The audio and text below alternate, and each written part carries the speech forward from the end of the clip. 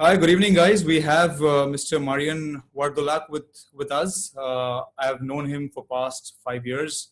He started his career in the media industries in 2004, working as a journalist, PR specialist, location manager, and a producer. In 2014, he founded his own production company called Eastern Approach Limited and mostly works as producer for German media and production companies.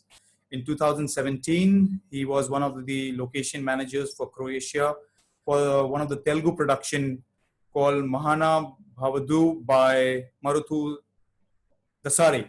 That's great. You worked for some Indian films, Marijan. Welcome. How are you doing? I'm doing fine. How are you? Well, okay, all great. Just hoping to get out of home now. You know, we all are. How's the lockdown in Croatia? Well, I think in your case, it's time for a haircut. I have mine done myself, so it grew right back. Yeah, well, the lockdown is actually since Monday been a little bit eased, and okay. they're going to ease it now for the next couple of weeks and see just how the feedback is going to be in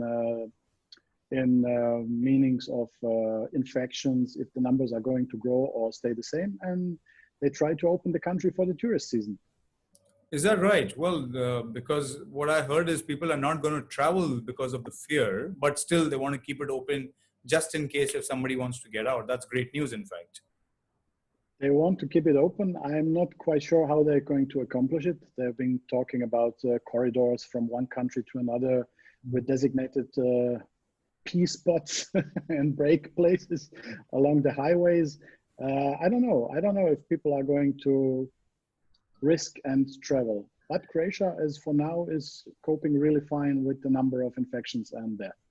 That's great. So there is proper way of testing, tracing, and then getting to hospitals. Exactly. That's quite day-to-day procedure right now. And if anybody has any suspicion, he's getting tested. They're not doing like those big scale testings like in Germany. Just on those cases they have suspicion. People go to the hospital, and they've been quite. I think we are around 2,000 something infections, and the number of deaths is still in the lower double digit. So it's not so bad for Croatia right now. Yes, it's well controlled then. It's very well controlled. That's great news. The government did a great job. That's great news. So the easing of lockdown, do you see, I mean, let's talk on the business side of things. Do you see business slowly picking up step by step? As a matter of fact, just today I've been on the phone with 2 German clients who wanted to get some video features done from Croatia, how Croatia is preparing for tourism, because Germany is one of the biggest tourist markets, target markets for Croatia. And they're just interested to see what we are doing, how we are going to make it, because nobody can imagine how this is going to look. And I'm getting a couple of requests for filming. The other part is can you send the camera team out with a piece of heart and knowing they are not going to get infection? Yeah. And that's a risk which you may not have to take. That's a risk where some staff may want to take or may not want to take, right? That's a personal call.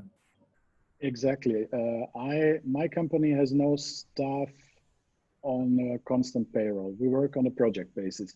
Yeah. And that's a blessing for situations like this, because I don't have to keep paying people if they don't work for me.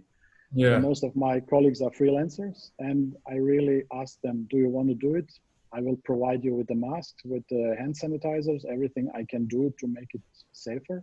But in the end, one problem is I cannot do it because I have a lung condition. I'm one of the risk people that are under risk. So I'm not quite allowed to do it right now. Yeah, well, you take care of that. Business will come and go, but health is more important, absolutely. So I understand if people say, no, we don't want to do it, we cannot assess the risk. So it's fine. If I don't find anybody, I tell the client, I'm sorry, it's right now, it is what it is, but maybe in a couple of months we will do it. Yeah.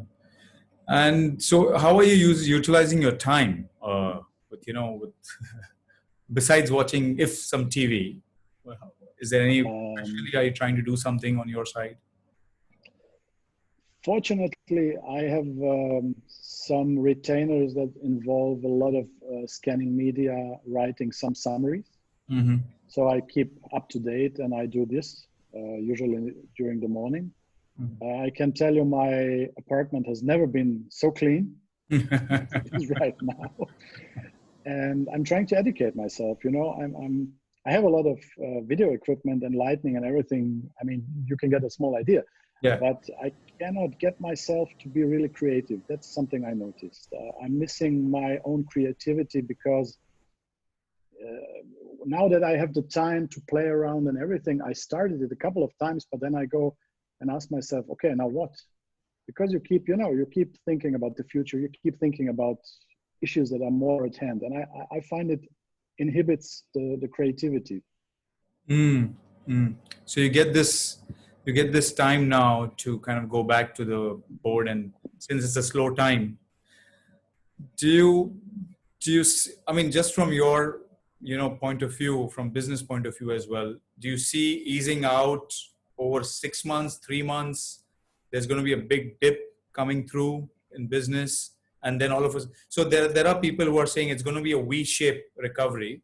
It's going to go down It's went down drastically, and it's going to go up as well, like a complete V-shape. Do you see that in Croatia and in your part of the business?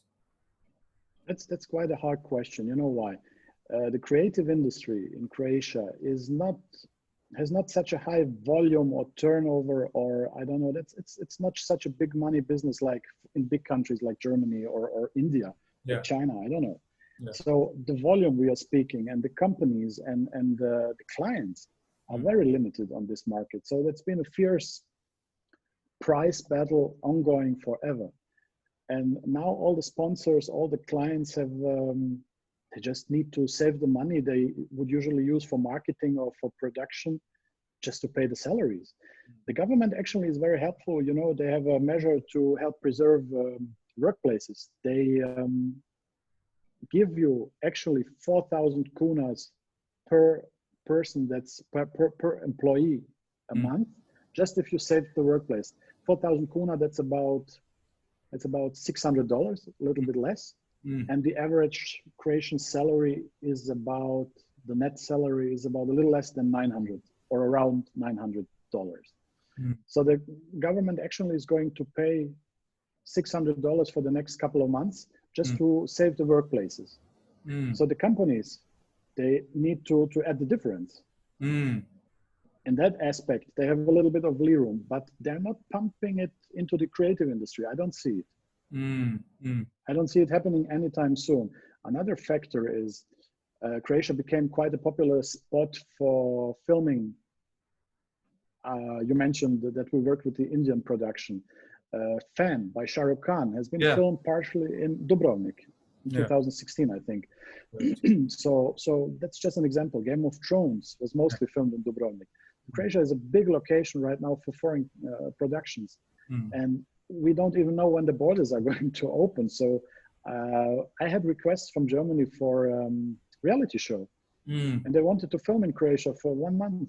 And I can tell them, you know, guys, maybe you can do it in August, maybe you can't. We don't know still. So on the other hand, what goes into their favor would be that all the prices, everything has dropped because people need the work. What would have cost, I don't know, X plus 20 now costs X minus 20, you know, compared to last year. So it's just a question. If you strike first and you've got a good example for some company that comes here, makes a good show or makes a good video spot or something, and words get out that the Croatian government is giving some incentives or making business, doing business easier for some people, I think this part could pick up very fast. But the domestic industry, I think they're going to struggle for a while because they just don't have the money. Yeah, and that's sad for creative people as well, because, you know, if you're going to be sitting at home, you're getting rusted as well. You know, but it takes time to get back into action, and you lose contact with reality. You know, you're just in your four walls. You're not in touch with the reality. This is such a crazy situation. I mean, what's the reality right now? Yeah, and that's a big argument. Even in India, people don't know, is this going to go back to the the original way, or there's going to be a new way of living? People are going to. We've already heard a lot of people talk about, let's go back to the original basics, how our grandparents and parents have taught. Save the money for the bad days. Save the money for things like this, where you don't have to be relying on the banks. You have enough money to sustain for 6 months, 8 months, 12 months. And you never know, because there could be a reinfection. You don't know whether how long the vaccine would take, and would that vaccine be very effective in controlling everything? Would there be another pandemic? So there is a lot of learnings here as well. But in my honest opinion, I mean, I have no background in finance, or not an educational background in finance. But you know, there's going to be the question of inflation. I see the Croatian currency. I've never seen such an exchange course as it is right now. It is Croatian kuna, the national currency is called kuna, has been very stable since it started. I think it started some 20 years ago when Croatia became independent, and a couple of years afterward. So the exchange course was always around 7.4, 7.5 for €1. And it's been artificially held so, but you know, it's been stable. Now I've seen it rise to 7.6. I don't remember it being 7.6. So we're talking about inflation, and this is only the start. Yeah. What Croatia's GDP is comprised by, last year was 18% of the GDP was coming from tourism. Wow. That's I mean, imagine almost 20%. So if you miss the guests, Croatia made, I think, 12 billion euros last year by tourism. So if you miss this kind of income, a lot of people have credits. They put Airbnb and booking and private apartments are a big thing in Croatia. And a lot of people bought those on credit, I don't know, furniture on credit and everything. And if they cannot service those credits, the market is going, the real estate market is going to take a huge plunge. And I see a huge inflation happening. So I don't know how much you can do with cash. Yeah. At some point. Yeah, I mean, just yesterday I got a message from one of these big developers in Mumbai. They have reduced their price by 26% right away. If you book by May 15th, you get a 26% price reduction on real estate right away. And this is one of the biggest developers in India, who's now starting to feel that pain. There's no cash flow coming in, there's nothing happening. And probably they foresee for another 3 months, 6 months, people are not going to buy right away. They're going to wait and watch and see how things go. So from cash flow point of view, they wanted that money to come in. So they took that decision, in fact. And people are still saying, wait, don't buy now. The prices are going to go down even further. I'm afraid it's going to be the same, not only in Croatia, but in all of Europe. But you know, Croatia, you have to know, Croatia took 10 years almost to get somehow back on the horse after the big financial crash of 2008. People just started a couple of years ago to make some money because the tourism was on rise and everybody was basically throwing everything at the tourism. I know people that leave their apartments where they usually live in summer and go live in the people just started to make some money. And now everything is going to be, I think, even worse. One economist predicted Croatia will not be on the same level as 2019 up until 2026. Ooh, that's a big. So that's when I read it, I mean, that was devastating. I mean, but I'm afraid it's quite realistic. Yeah. And you know, so, and you know, our industry is kind of a luxury if you think about it. Yeah. People don't need to have creative, great, I don't know, advertising spots. They can just put some PowerPoint presentation on TV. People are going to buy flour or I don't know, water anyhow. Yeah. So we are kind of a luxury industry in this kind of situation.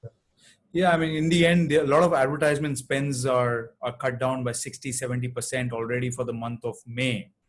April, everybody was waiting and watching. But they say if there is any advertising spends, there's a 70% reduction on the spends right away. And in the end, it affects companies like yours and mine, where we don't have much work coming in. That's what I've heard too, that in India, it will take at least a couple of years' time to get back to whatever 2018, 19 models were. They're saying 2021, 22, maybe 23 as well. If things go everything fine, if this continues for another 6 months or a year, then you're looking at 2025, 26 of any possible so-called recovery. I can tell you, compared to last year, I made some projections for April and May. My losses will be about 80%. Wow. I'm projecting until the end of the year, double-digit €1,000 figure. That's going to be a loss. I think in the next couple of months, I'm already in the double digits because of all the, there are conferences, there are projects that are being canceled. And these are just, I'm talking just about specific concrete projects that are being canceled, that I know that I've been in talks.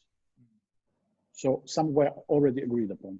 Yeah. So, and I'm a small company. I'm a one-man band, and I can expand to 100 people if I need to. But right now, it's just me. I have to feed and pay, and that's really a big luck. Yeah. I don't envy companies like yours with so many employees. Yeah. And I keep waking up in cold sweat, so I can imagine you don't even have a gray hair. So it must be going good anyhow. Look at me. I'm gray. Well, for me, it's fine as long as I have a house to stay. I have good family. I only worry about the employees who don't have a house, who bought everything on mortgage. What would they be doing? If I have to take the major burn right now, I'll be happy to do that for the employees to make sure that they survive in the market. Eventually, this cannot last forever. 2 years, 3 years. I can hold on for 2, 3 years, taking a big hit. But I'm pretty sure most of our employees cannot survive for more than 2 months. So it's time for people like us to step up and say, okay, we'll take the major hit. Let everybody else, not go through that hit. Of course, there's going to be some salary cuts if there's no more work coming in, all that stuff. But still, they need to take care of their basic expenses. And that's what we've promised all our employees on our side, saying we'll take care of whatever is basically required. If the work comes in, we'll pay you whatever the work comes in at that time. If there's no work coming in, you don't have to worry about your basic necessities of life. Would you say that you are one of many, or are you just, don't many companies think that way in India? No, I mean, a lot of companies have realized that this cannot last forever. Yes, there are going to be opportunists in between as well who are going to take a complete opportunity and pass the entire burden to the lower end of the staff. But there are big companies in India who are stepping up and saying, that's fine. We've made billions when you guys were working with us. It's our time to help you guys out right now. We'll take that. Our balance sheet will not look great this year, but the balance sheet of assets of people would be great. So there are big companies, and there are, of course, smaller companies who cannot even pay 15 days of salary without getting any incomes coming through. So they'll fall apart completely. And I'm sure that's worldwide as well. I have seen a lot of my American clients want to outsource, in fact, more work to us now, because they cannot afford that kind of salaries they were paying in America at that time to their employees in month of January, February. But they still have some work which they want to outsource. So they said, okay, they're letting go of a lot of people in America and they're outsourcing work to us, which I think should not be done. But I can't say no to work coming in, right? So we're taking whatever is coming in at this time. Problem in Croatia is there are huge taxes. I think Croatia is one of the leaders in all those taxes. If you pay out your salary, sorry, it's not just your salary. I mean, you have to pay like somewhere between 30 and some people over 40% of the amount of the net salary to various taxes, insurances, healthcare, and I don't know what. So the cost of work in Croatia is really, really high. And when the state goes and says, okay, we will give everybody who applies for it, who can prove or show that he's going to sustain a loss of more than 20% compared to last year, 4,000 kunas just to keep this job, this employee, I think that's a great thing. But on the other hand, how long can you sustain something like this? That's a lot of money. Yeah, eventually, if this goes on for a longer period of time, then everybody is going to be bankrupt. Where's the money going to come from? The economy is going to go into.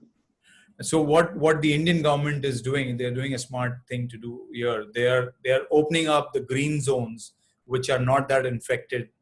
They are opening up all the basic essentials and allowing IT companies to bring in 50% of their staff inside the office, which are in green zones and orange zones.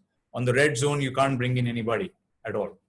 So they're slowly building and testing the waters, how things will go. But eventually it would come to a place where people would say, let's get out, let's get to working. Everybody's waiting for these numbers, and we keep hearing these numbers saying, well, the mortality rate is only 3%, 4%. Why is everybody else locked down? It's not because the mortality rate is 3%, 4%. It's because the hospitals cannot take millions of people coming in. That's the only reason there's a lockdown. Yeah, me personally, having this history with a lung disease, it's asthma. I have asthma and I cannot go out and just socialize around because I'm going to end up on a respirator in the worst case, and I really don't like to do that. And I just sit here in my apartment and try to keep the social distance as much as I can. I mean, I have to go shopping, get groceries. But in this aspect, I have to say Croatia has made a huge leap forward because you can order everything now on the internet and even get a lot of documents from the bureaucrats from the state, which were just doing baby steps before. And now all of a sudden, almost everything goes online. So that's a huge advantage. So there's something positive. But getting back to my situation, I sit out there and I look at people around my building playing with their kids outside and as if nothing is happening. And I say, okay, the mortality is very low. The number of infections is very low, but it can change from one day to another. Yeah. The difficult thing is you can spread the infection and not even have symptoms. And that's the really big danger I see for tourism. Because if you're going to test the tourists coming in, they can be negative and develop the symptoms during their holiday stay. Yeah. So what are you going to do? And you as a tourist, are you going to risk being put in quarantine for 14 days in your country when you come back just because you had a holiday? In this kind of economy, I don't think many people are going to risk it. Yeah, it's a different time right now. Everybody would like to be safe. I mean, we've heard people saying, forget 2020 completely. Enjoy, take a big vacation, stay with your family, bear with each other as much as you can. Do the most. So I did a mental health with one of the doctors here.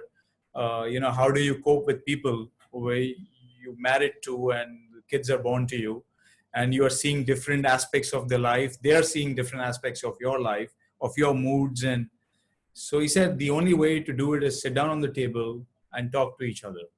There are going to be fights. There are going to be, frustrations. These are all part of human nature. You can't run away from it. So it's better you sit down and you discuss it out. Because if this goes on for a long period, that's your only solution. There's no other solution. My question to you is, I'm single. What do I do? Talk with my multiple personalities or what? I missed the first birthday of my nephew because of this lockdown. And that was really painful. You get videos, you get some video calls, and they live like 2 kilometers from here. But still, it was a complete lockdown, and that's difficult. Yeah. And I sometimes I think about it. Is it harder to be alone in such a situation, or is it harder to have a family or just a wife? I mean, that can be enough sometimes, I think. Well, so I think the divorce lawyers are going to be like this when this stops. Yeah. Oh yeah, absolutely. We've seen abuse. One of my friend is a police inspector in Mumbai, and he said the home abuse has gone up drastically. Yeah. People are not able to bear with each other, and that's human nature. That's why I did one session with one of the doctors, and he said the only way, whether you're educated, you're uneducated, does not matter. Everybody has a limit to bear. human psychology. And, I mean, from that point of view, and he said, the best way is sit down and talk to each other. And I do understand. And in India, we all live together. It's a joint family, or we have nuclear family. I've seen few of my friends in the Western countries who are living alone. They are having ups and downs of life. They need somebody to talk to on a day-to-day basis. And that's the reason you see there are helplines in America where you can actually call and talk to somebody, what do you do and all that stuff as well. But, like grass is greener on the other side. I would love to be alone for a few weeks, so. I know exactly what you mean. Yeah. A good friend of mine, she's a psychiatrist. Yeah. And I was just talking to her a couple of days ago about this situation. And she said, all the helplines and all the work is gone up and people call and ask what to do. But she has this great saying, she says, there are no sane people outside. There are no sane people, just undiagnosed. So I think this is coming to the surface right now, very drastically. Yeah, very true. I would love to do another session with you. We're almost close to 30 minutes now. It's great talking. Oh, wow. And I can actually talk to you for hours. We have great rapport here. And I remember talking to you about a project, a multicultural project we were discussing in between, where a particular scenario in India, how would kids behave or how would people behave? And the same scenario back in Croatia, how would people? So I want to do this project. Maybe we should talk about that because it's a good time. Everybody's sitting at home and people would like to see what's going on in the world. Everybody I talk to, my friends, colleagues, they all want to know how are other people behaving? How are other people going through this particular period right now from other cultures? But I turn the laptop around and you will see an empty apartment. So I'm not the right person for this, but I have some people in mind I can ask. Maybe they will document their day-to-day life, with a cell phone, this Skype, Zoom chic style. That's, I went so crazy at one point. I was so bored. I made a small video where I was actually fishing in a bucket of water. And I was fishing out a tuna can. And I just put some sounds on it and music and edited it. And I sent it to a couple of friends. And a good friend said, there's this Corona movie festival. Just send the movie there.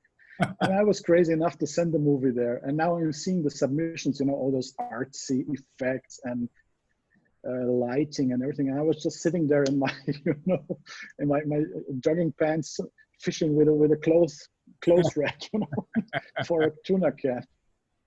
But it's my day-to-day life here. You'll get through this. You're a strong man. Yeah. You'll definitely get through this. Of course. I'm strong. I noticed my clothes are shrinking. Yeah. Everything is getting tighter. They're saying don't wear pajamas or track pants at home. Wear jeans so that you'll know your tummy is not coming out. It's one of those things, Either my tummy is coming out or my feet are getting smaller. I don't know. Great talking to you, Marijan. This is great information. Thank you very much. I'm sure we'll get more questions from our viewers, and I'll forward that to you. If we can do another one in 10, 15 days, it will be great. You're welcome. Great shout out to India, to your viewers, and consider Croatia as a location. Oh, yes, absolutely. It's our next place to be. A lot of people would love to travel. And you can find more information about Marijan on his LinkedIn profile, which is there in our speakers list. He's a great guy to work with. I know him for past 5 years, and I would love to, talk to him again. Thank you so much, Marijan. Have a good day. You're welcome. Glad to help you. Thanks. Bye. Bye-bye.